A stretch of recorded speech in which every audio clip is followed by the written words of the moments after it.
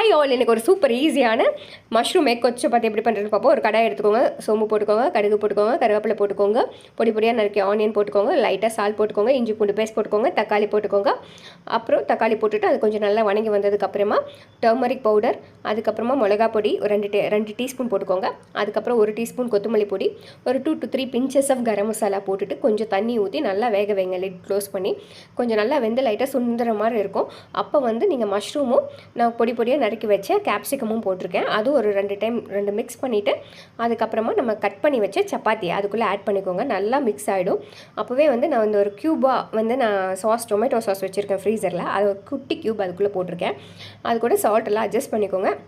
நல்லா அது வணங்கிடும். நல்லா கிரேவியெல்லாம் அதில் மிக்ஸ் ஆகிடும் அந்த சப்பாத்தியில். அப்புறமா ஒரு எக்கு உடச்சி அது மேலே ஊற்றிடுங்க. அந்த எக்கெல்லாம் வந்து நல்லா வெந்ததுக்கு அப்புறமா மேலே கொத்தமல்லி ஊற்றி கார்னிஷ் பண்ணிடுங்க. செம்ம டேஸ்ட்டாக இருக்குங்க.